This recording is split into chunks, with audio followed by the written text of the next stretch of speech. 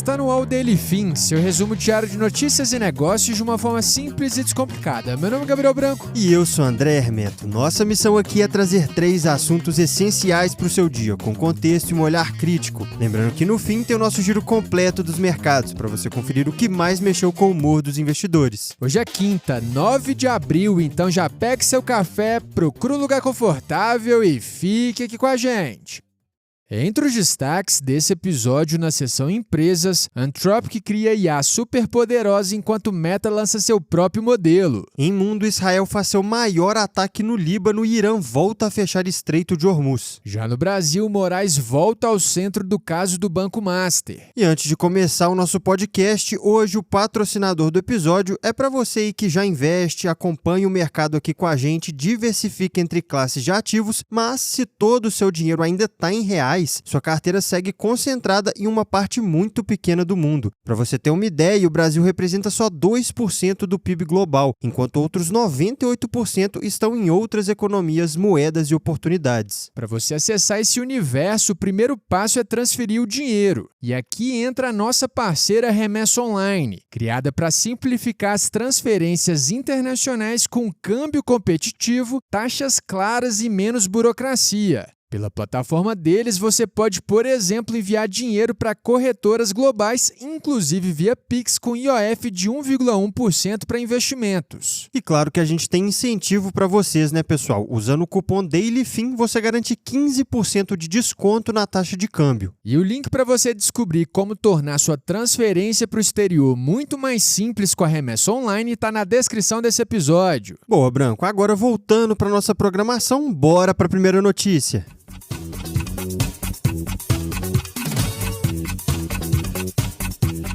No mundo dos negócios, a corrida da inteligência artificial ganhou mais um capítulo e com um detalhe bem fora do comum. A Anthropic anunciou um novo modelo de IA que ela mesma diz ser poderoso demais para liberar para o público. Ele se chama Claude Mythos e, segundo a empresa, já encontrou milhares de vulnerabilidades em softwares populares, incluindo sistemas operacionais e navegadores. E a reação da Anthropic em meio a isso tudo foi travar o acesso, Branco. Em vez de soltar o modelo para todo mundo, ela vai restringir o uso ao projeto Glasswing, uma iniciativa com mais de 40 empresas e organizações para identificar e corrigir falhas de segurança em softwares considerados estratégicos. Dentro dessas empresas estão nomes como Apple, Amazon, Microsoft e Google. No pano de fundo, a Anthropic revelou que em novembro do ano passado, hackers usaram o Claude Code para automatizar ataques contra 30 organizações globais. Esse foi um caso inédito de uso de IA em cyberataques, e agora a empresa está claramente tentando evitar que um modelo ainda mais forte caia nas mãos erradas.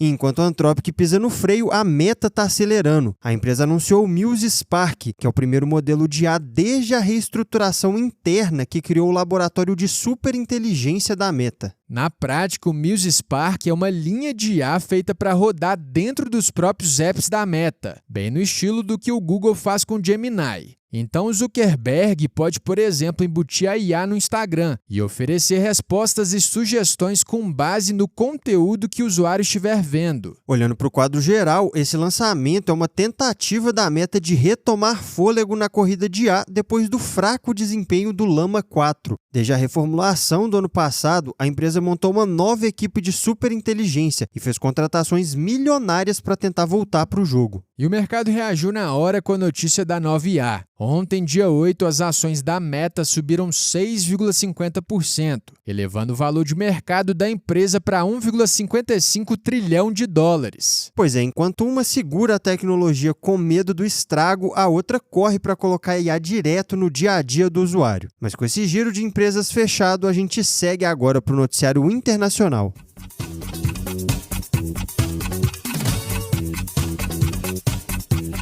Agora no bloco internacional, a trégua entre Estados Unidos e Irã mal começou e já ficou por um fio. No primeiro dia do cessar-fogo surgiram novas tensões, versões conflitantes e sinais de que a guerra pode estar longe do fim. Tudo começou quando o primeiro-ministro de Israel, Benjamin Netanyahu, afirmou que o cessar-fogo não envolve o Líbano. Logo na sequência, Israel fez o maior ataque contra o território libanês desde o início da guerra, mirando o Hezbollah. Ao todo, foram mais de 100 alvos atacados em 10 minutos e, segundo o governo do Líbano, mais de 250 pessoas morreram e 830 ficaram feridas. E o que complica tudo é o conflito de versões, né, Andrezinho? O Paquistão, que mediou o acordo, disse que a trégua envolveria todas as frentes. Só que ontem, dia 8, Donald Trump também afirmou que o cessar-fogo não incluía o Líbano, reforçando essa confusão sobre o que de fato foi combinado. A resposta veio rápida. A Guarda Revolucionária Iraniana anunciou um novo bloqueio à passagem de petroleiros no Estreito de Hormuz, alegando violação do cessar-fogo. A Marinha ainda declarou que embarcações sem permissão do Irã podem ser alvejadas e destruídas. E por que isso importa tanto? Porque a principal condição do Trump para o cessar-fogo era justamente a reabertura de Hormuz, que é uma rota crucial para o petróleo global.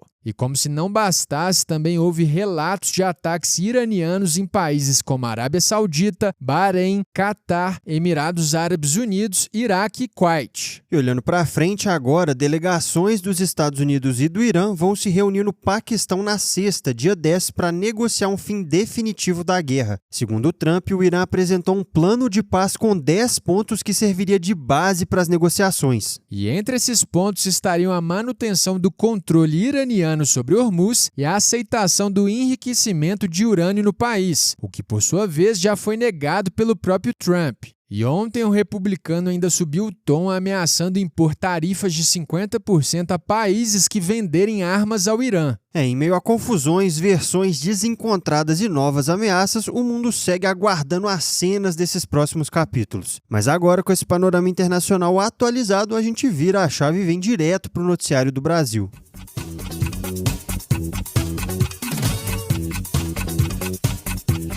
Começando o bloco de Brasil, o ministro Alexandre de Moraes voltou para o centro do caso do Banco Master depois de novas atualizações. Ontem, Lula contou que conversou com Moraes sobre as revelações do caso e disse que chegou a aconselhar o ministro a se declarar impedido caso a Suprema Corte venha a julgar ações relacionadas às fraudes bilionárias. E o motivo desse conselho é a ligação do Master com o escritório de advocacia de Viviane Barsi, que é esposa do ministro. Lula afirmou que disse a Moraes que ele construiu uma biografia histórica com o julgamento do 8 de janeiro e complementou, entre aspas, não permita que isso seja jogado fora. E o caso ganhou mais um capítulo ainda ontem. Dados da Receita Federal enviados à CPI do crime organizado revelaram que o escritório de Viviane recebeu 80,2 milhões de reais do Banco Master, isso entre 2024 e 2025. Ao todo, foram 22 pagamentos de cerca de 3,6 milhões de reais por mês entre fevereiro de 2024 e novembro de 2025, que foi quando o banco foi liquidado. Outro ponto que também aumentou a atenção foram reportagens recentes que divulgaram que Moraes teria embarcado ao menos 8 vezes em aeronaves de empresas ligadas a Vorcaro. Só que o próprio ministro negou, dizendo que as matérias seriam fantasiosas. E ainda como extra desse caso, teve algumas atualizações pontuais aqui. Em CPI, Gabriel Galípolo, presidente do Banco Central, defendeu que a reunião com Lula e Vorcaro foi puramente técnica.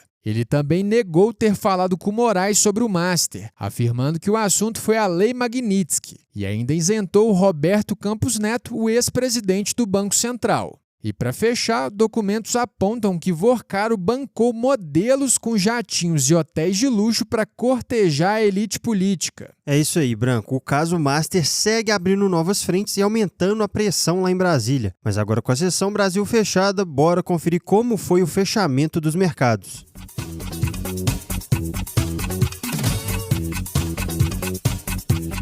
No fechamento dos mercados do Daily Fin, a gente começa com um dos maiores mistérios do mundo cripto. O New York Times afirma ter chegado à identidade de Satoshi Nakamoto, o criador do Bitcoin. Após mais de um ano de investigação, a reportagem aponta que o nome por trás do pseudônimo seria o criptógrafo britânico Adam Beck, que já negou ser Satoshi diversas vezes. Ainda assim, olha aqui alguns dos indícios citados pelo jornal. Padrões de linguagem semelhantes entre os artigos de Beck e o white paper do Bitcoin, propostas de moeda digital feitas por ele lá nos anos 90 e a criação do Hashcash, uma tecnologia que inspirou a mineração do Bitcoin. Agora, olhando para os mercados, essa quarta-feira foi um dia bem positivo para os ativos de risco, com os investidores reagindo positivamente ao anúncio do cessar-fogo temporário entre Estados Unidos e Irã. Nesse cenário, o petróleo Brent despencou 13,3%, fechando a $94,75 por barril, na sua maior queda num único dia desde 2020. Em Nova York, o S&P 500 subiu 2,15%, enquanto o Nasdaq avançou 2,80%. Na Europa, a redução das tensões favoreceu as ações das empresas de luxo. A LVMH subiu 6,85%, a Hermès avançou 7,25% e a Dior ganhou 7,52%. Já as petroleiras recuaram em diferentes mercados. A Petrobras, por exemplo, caiu 4,42% por aqui, enquanto a americana Exxon recuou 4,69%. O Ibovespa, por sua vez, subiu 2,09% aos 192.201 pontos, renovando sua máxima histórica. Já o dólar recuou 1,18% aos R$ 5,10, isso no menor nível desde maio de 2024. No campo político brasileiro, a pesquisa Meio Ideia mostrou que num eventual segundo turno, Flávio Bolsonaro teria 45,8% das intenções de voto contra 45,5% de Lula. Para fechar, a Oncoclínicas, o maior grupo especializado no tratamento de câncer no Brasil, confirmou que avalia pedir proteção judicial para se proteger de cobranças de credores. As ações da Onco despencaram 17,09% ontem. Mas agora que encerramos essa sessão, terminamos mais um episódio. Se você curtiu nosso conteúdo hoje, já segue a gente aí e ativa o sininho para não perder os próximos. E lembrando aqui que essa é a versão em áudio da nossa newsletter. Ela chega todo dia às 6 horas da manhã no seu e-mail. Por lá você encontra mais detalhes e outras sessões que não cabem por aqui. O link de inscrição está na descrição desse episódio. E se esse episódio te ajudou, não guarda só para você não. Já compartilha com os amigos e com a galera do trabalho. Até porque todo mundo merece ficar bem informado. Valeu, turma! A gente se vê amanhã no próximo episódio. Valeu, pessoal!